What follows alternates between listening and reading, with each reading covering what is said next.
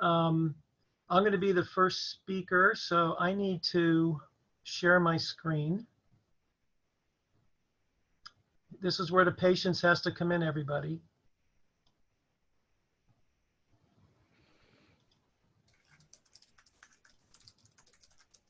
And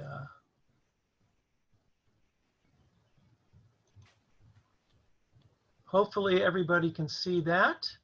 So I'm going to jump right into my presentation, Urban Soils, the Brown Infrastructure of Cities and Towns. I only have 15 minutes to tell you everything I know about urban soils. And of course, I'm kidding, since that would take me hours.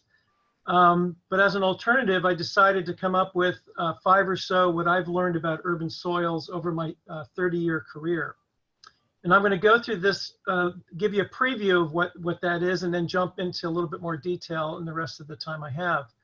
First of all, sustainable cities are the answer for the burgeoning human population. And more importantly, urban soils will play a very important role to make our most densely populated areas sustainable. Secondly, we've got a lot to learn about urban soils. Urban soil science as a discipline is relatively new discipline within the overall soil science discipline. And I found that defining what an urban soil is a challenge, and I'll describe that as I go through my presentation. Related to the above, soil scientists are just now beginning to understand the spatial and temporal variability of urban soils, and I call this the new heterogeneity. 5, urban effects on soil can occur well beyond what we consider urban land uses. And finally, soils can play an important role in a larger socio-ecological system. So I'm going to get going through these now. And first, cities are the answer as the world's human population continues to grow exponentially, at least in my view. We have to put the 9 or so billion people expected to be on the planet somewhere, and I suggest that our best answer to that is to put them in densely populated cities. But this depends on whether we can make them sustainable and resilient to a rapidly changing climate. So we imagine a city as an ecosystem with inputs of resources and outputs mostly of waste. In both situations, these would cause what ecologists think of as the ecological footprint on those ecosystems that are up or downwind from the city, or upriver or downriver of the city. What's important is that the objective then is to develop sustainable cities so as to minimize the footprint. So one way for doing that, for example, would be to recycle waste or to produce food locally. Soil plays a huge role in both. The alternative is to spread people out in the landscape, that is urban sprawl, which will have far more environmental and ecological effects on the planet. At least that's what I would hypothesize. So cities are the answer. So soil and ecosystem services they provide are crucial. Soil and ecosystem services they provide are crucial for the development of a broad array of natural solutions to help cities avoid and adapt to climate change and enhance the quality of life for the people who live there. So within an urban context, this is how this might occur. So we have working ecosystems, which reduce the need for the importation of food, thus we reduce emissions, helps fill nutritional food deserts that often occur in cities. And based on prior experience, a good example would be Victory Gardens during World War II. There's a high potential for this to happen. So the other would be eco-engineered ecosystems, which provide natural solutions to stormwater runoff, air pollution, and recycling of waste. And you're going to hear more about that from Dr. Sally Brown later today. And then third, which is really kind of unique for urban ecosystems, is that our amenity ecosystems, which are extremely important for human quality of life and health and outdoor educational opportunities. So these ecosystem services help reduce the footprint of cities, and if designed appropriately, can greatly enhance the city's resilience to climate change. Like with all ecosystems, all the above is made possible by supporting ecosystems such as nutrient cycling, water storage, etc. But when we put this into an urban context, I like to think of it as brown infrastructure. And that's where I got that for my title. So secondly, we have a lot to learn about urban soils. And so pedology is a branch of soil science focused on the formation of soil, its characteristics and classification and so forth. And we have actually a few very good experts today presenting today on that topic. In 1941, and later he refined this idea in 1961, Jenny proposed the 5 factors of soil formation, which enabled pedologists to develop concepts for soil formation in the field, for mapping and classification and so forth. And if you note, at the time, Jenny considered humans with all other organisms, because he's just got to know there.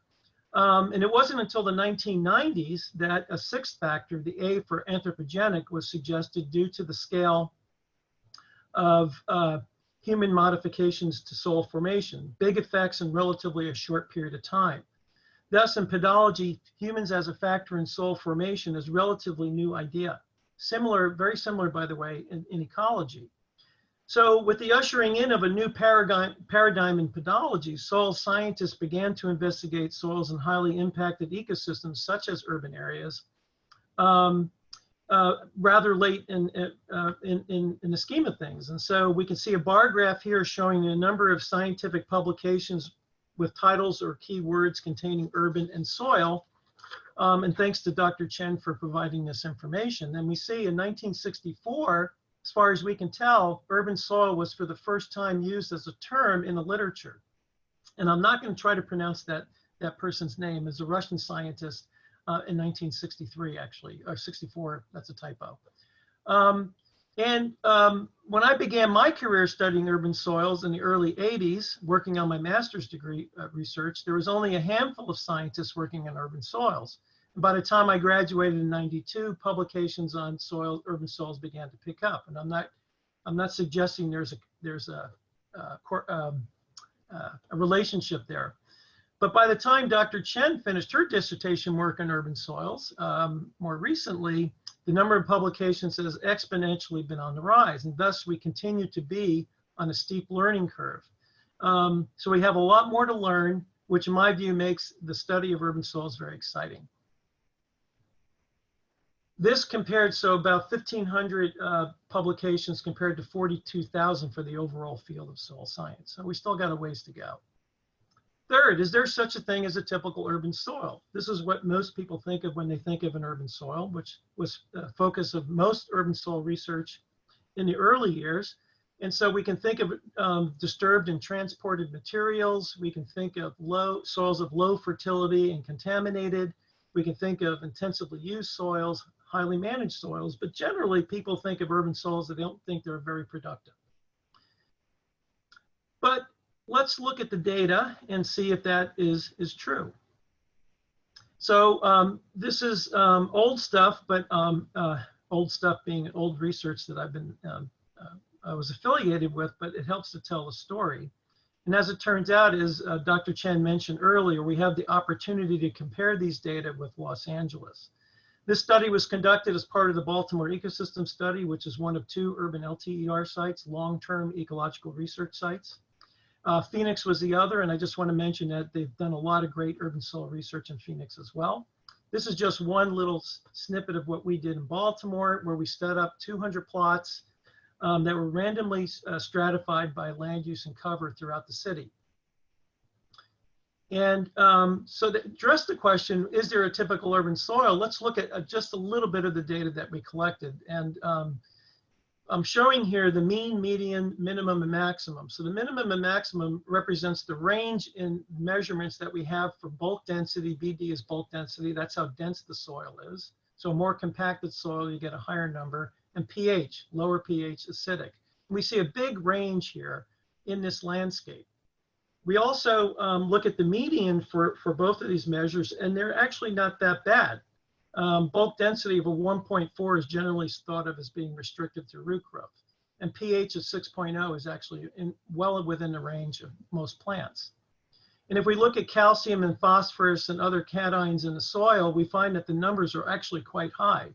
But again, they range quite a bit in the landscape. They can be very low, but also extremely high. But again, the median suggests that it falls within the range of horticultural requirements, which are in the parentheses, those numbers in the parentheses. And the same is true with soil organic matter. Another example is the a paper by Ramirez et al., who in 2014 published a paper on bacteria and the archaea DNA profiles of soils in Central Park, of all places. They collected 600 samples. Central Park is about 850 acres. And they compared the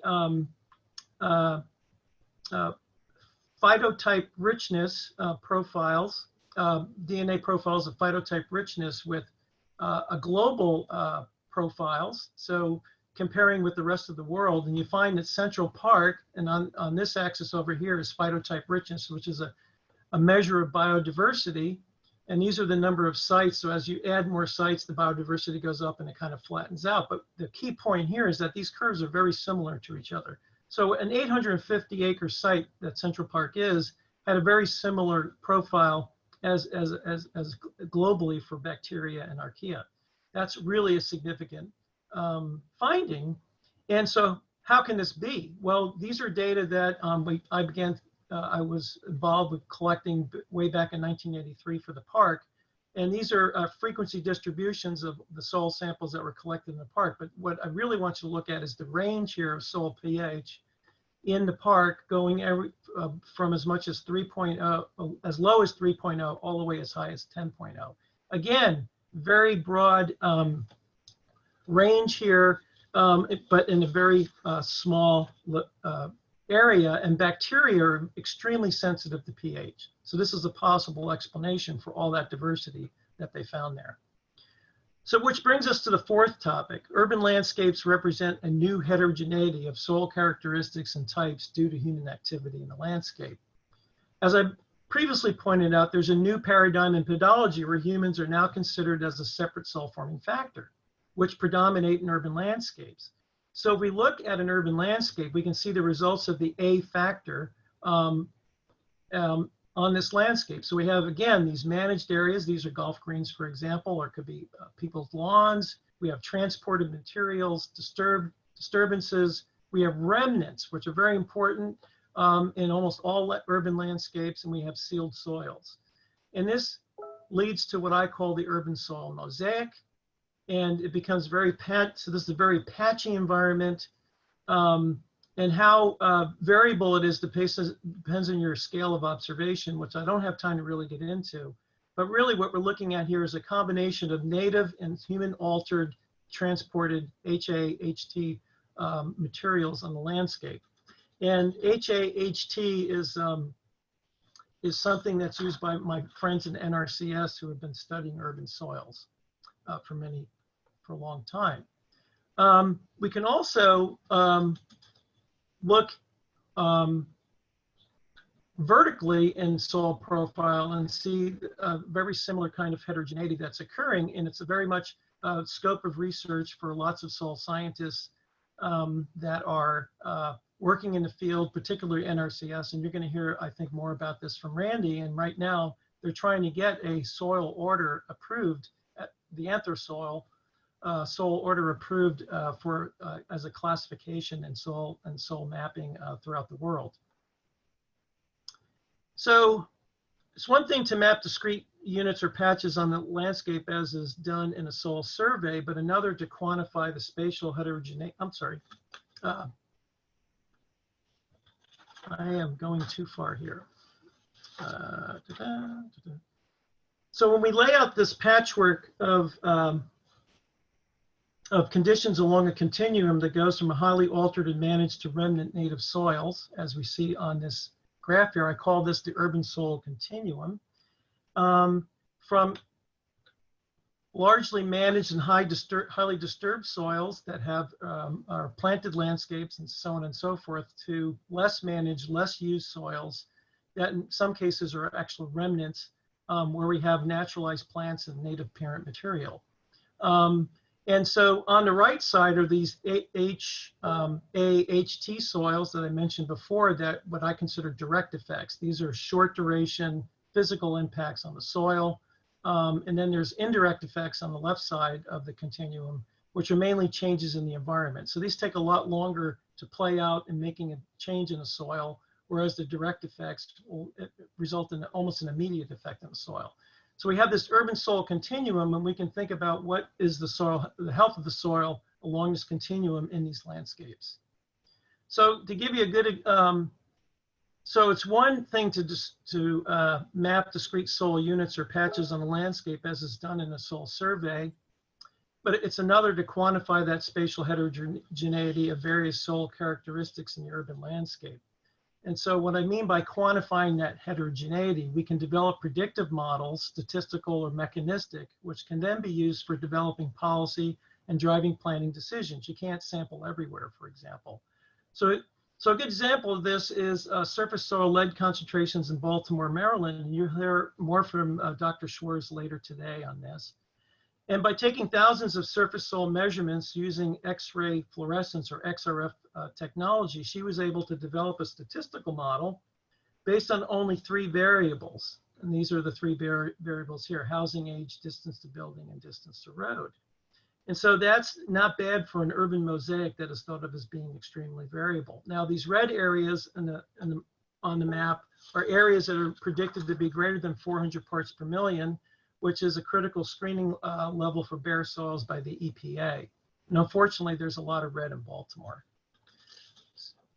So 5th, urban effects go well beyond the boundaries of urban areas. And this relates to an indirect effect such as air pollution, which can travel many miles downwind of a city.